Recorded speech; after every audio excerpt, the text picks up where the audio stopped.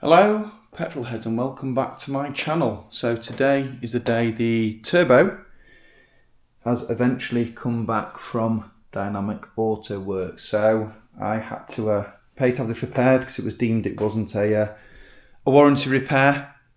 Now I got shed loads of abuse on my last video, insulting the turbo and everyone telling me I'm the idiot, I don't know what I'm doing, all that great stuff, because you get a lot of trolls coming out of the woodwork. A couple of people said on my last video, oh well, I mustn't have given the full picture. The only thing that I omitted from that video, which I didn't realise I'd done at the time, was the fact that, yeah, when the turbo was stuck on, I then sent the logs on that one run to Berger Motorsports, who obviously do the JB4, the PI controls by them, the flex fuels by them, and they gave the map the okay. Right, I was taking it to get it tuned anyway, but for driving it, that map was given the okay. So for those that are saying it's my fault, I'm stupid driving a turbo without a map on, you know, it's a map for a small turbo. I had it checked. I didn't just stick it on and go out there and nail the car, which is probably the perception. You know, my video might have given that perception. Anyway, so went back and forth with Dynamic Auto Works. Won't give me a refund because they're saying I did it in between them and Berger. Something went wrong, you know, I'm just a customer. Anyway, the new turbo's here, so after, you know, it's been 2 months, I've kind of calmed down a bit. Excuse me, calmed down a bit. And, you know, I was looking at getting a full thrown turbo. I'm going to give this turbo another chance. But this time the car is not going to move an inch anywhere until it's got a validated tune on it via Motive. So I've moved away from the JB4, the PI. It was their setup kind of wasn't giving me what I wanted, and I don't think it'll support what I want to do going forward from a performance point of view. So the turbo is going to get installed with Motive, and then the guys at Dynamic Auto Works recommended someone called Hassan. I think it's HT Performance, or HT Performance, and he's going to kind of work with me and get a base map on it over the air to make sure that, you know, this doesn't happen again, and then I can get out on the rolling road, I can get it tuned properly. I don't want to drive anywhere until someone's done that. I'm using people who Dynamic Auto Works have recommended. I'm putting their turbos getting put on. So if something does happen to the turbo again, I'd like to think that this would be covered by a warranty because I'm going by the guidance of the turbo manufacturer. You know, they've recommended a move away from JB4. I was already doing that before they messaged. I'd already procured Motive. So I've done what they've told me to do. I'm using a tuner they've recommended. So I don't see how this could go wrong. There's so many people out there with 67, 69s, 69, 69s and the likes, and they haven't had any problems, then in theory there shouldn't be any problems here. So what they've done is, it's original manifold. I believe this is all original. I'm sure if they watch this video they'll correct me, but that looks like it looks used. It's got, you know, bolt marks. So I believe it's just some part of the internals in the cold side, and maybe the hot side that's been replaced. So inside here you can see, I can't really show you, but it does spin, which is always good. It seems to be nice and lubed up. And then you've also got the cold side. So this is the one that had jammed and seized. I don't know if this is normal, so I'm going to flag it now on the video. So the wastegate is a little bit gritty to open, so I'm pulling it out now. So if there's any problems in here, like a Kerr 417 had, I'm calling it out now. But that does feel gritty. Now it might not be bearing based. I don't know if it's just a pin through here. I don't know if there's any bearings, but that is kind of very, very gritty to move. So yeah, so gonna head across to Xatrix now, take the turbo, take all the other bits, and they're gonna start getting it put back together. The other thing as well is I've had some bodywork done on the car at Xatrix, so I'll show you what's going on there. It looks good, but it's also caused a problem, which I'll cover when I get there. Well, actually, do you know what? Before I get the car packed, I'm going to show you everything I'm taking and the work I'm having done and Xatrix is going to do. So I'm going to jump to that video now. So this is the Motive Reflex Plus. So we've got if the guys want to do any tuning over a laptop, we've got an old school USB cable that I've ordered because it hasn't got USB Type-C connection. it's not even like the PlayStation 4 type connection. It's more of a squarer, old school connection. I think it's more like the PS3. We're talking about consoles. Latest firmware I've just stuck on there to make it easier for the guys. So that's the hex and the bin file. Then we've got the link connection. So this is to allow you to just connect the link in without having to splice into any of the wires, which is great.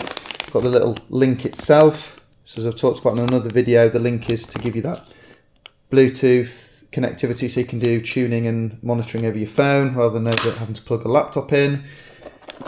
I've then got the spool plug and play harness because it's a lot cheaper than other plug and play harnesses again. No splicing of wires. Then got the main connector that comes with it for a 6-cylinder engine, a B58, which has got obviously I'll be using these are the port injection controller, electronics, and this is obviously the main harness. So that plugs into this. And then we've got the reflex itself sat in there.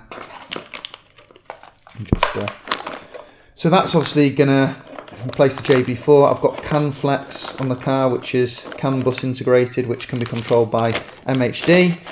That's good. So MHD will take control of the flex fuel. Why is it's so easy to take stuff out but not to get it back in how you had it? And I even packed it back up again. It's because it's on camera, so everything's more difficult. Right, I'll sort that out in a minute. And then I've got, because I'm removing the meth for the minute and just going to fuel-based port injection, I've got this is the connection that comes with the charge cooler and port injection kit for the B58 Gen 2. So this attaches to your fuel line at the solid point. That then creates an extension to that, and then this then plugs into the fuel rail, and that's how you deliver fuel rather than the ethanol from the different tank, pump and connector. So inside here, I'm not going to get it all out. We've got the Walbro 450 pump for this Precision Works Stage 2 pump, fuel pump. So I've obviously got the upgraded high pressure fuel pump with the DS25. I've got the I've got the S58 injector, so I've got a load more fueling there, which that could probably support me up to 600 brake anyway. But I've then obviously put the uprated low pressure fuel pump with this in place. So the idea is to pump more fuel and get a map done on non-ethanol. So base map on what we call V-Power over here, which is like 99 RON. I think that's got about 6% ethanol in it when I put it in the car, 'cause that's what the sense came up with. So I want to do a map on that, hence having the extra fueling. So I want to try and get maybe 550 just on the standard fueling, and then get like an E50 map. And on the injectors I've got with an E50, I should be able to get about 700-800 horsepower, and then I'm going with the limit of the gearbox and the engine anyway. So that's what I've done with this fueling. And then when I get a built gearbox, built engine, I'll reintroduce the meth at that point. And then I want to push the car to about 1,000 horsepower. You know, the other reason why I'm sticking with this turbo is, you know, I've spent a lot of money on it to date. It's cost me in total in import duty, shipping, the cost for the turbo repaired, that was 1,100 quid. But, you know, to walk away from it, I would have lost a lot more money. So 1,100 quid. So all in all, it's cost me about $2,000 for this mistake, hiccup, whatever you want to call it. Yeah, about $2,000 down on it. You know, again, you can blame me, you can blame whoever, I don't really care who you blame. But yeah, I'm $2,000 in a hole with it. So I didn't want to then sell this turbo and then get a full frame, because I'm just going to be even more. I'll be then $4,000 down from what I've spent. So sucked it up. This turbo's going to go on. I've still got my baby one, as everyone kind of calls it, the Vargas GC to sell. So that's obviously for sale. I've still got 6 months warranty on it. It's been sat. That turbo's probably done about 1,000 miles on it. Maybe 2,000 at most. So yeah, so that'll be up for sale. So that'll offset some of the cost, probably offset the cost for the repair job on this one. So we're going to get these bits into the car, head away over to Zatrix. So here we are, back at Zatrix. Here are the chaps. Hello. So here's with the bonnet on, and one of them's going to show us the problem with the bonnet. So bonnet looks good. So this is the aluminium one, not the carbon fibre one. But if you are buying one of these bonnets, you have to bear in mind that It won't stay up. Yeah, the gas struts on the G series, because this is a heavier bonnet. How much did you reckon the heavy it was? Not 20 kilos. What do you reckon it was? I don't know. It did feel like double at least. Really? Yeah. Really? So potentially 20 kilo increase. The factory bonnet weighs nothing. Yeah, they're pretty light. It's the F series to the Gs have made them a lot lighter. So, but like obviously. So there you go. The gas struts can't take the weight. So the guys have ordered some new gas struts, or ordering some. Take a bit more. Like everything else we do on the car is to make it faster, and this is one thing that just makes it look better. Yeah, it looks better, but I've got the Deadweight Industries battery turning, which is going to shed 20 kilos. So in theory, buying that expensive battery has just offset the bonnet. Balancing it out. Except I'm going to have more weight on the front of the car and an engine at the front. I'm taking weight out of the back. So that's it's completely wrong way around. Yeah, exactly. Yeah. Let's just not tell anyone. No. Just not tell anyone. Anyway, it's not all about going fast. You got to have a bit of showness going on. So yeah, the bonnet's getting painted. Yeah, this is street, and it's also for cooling. I mean, true. That is true. See, cooling. It's also really important. Yeah, cooling might offset the weight difference. You know, just by letting that engine soak. You know, not happen.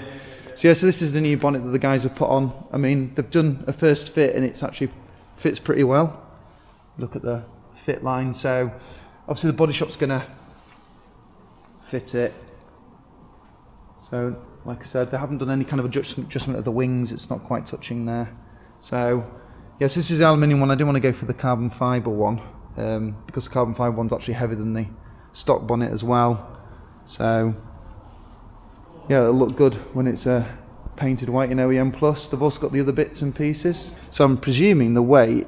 Oh my God! Yeah, you can just tell. That's a workout alone. So obviously it's double skin. That's quite good because I mean the weight shows that it's well made. As you can see, it's double skinned. There's the vent, bolted straight on. So it's obviously there's a lot more metal to it because you've got these bulges and bumps. And I'm going to try my finger. Oh my God, Lord, that's tight. That will be fitted in properly, but look, you can see the carbon fibre slam panel through there, which is kind of cool.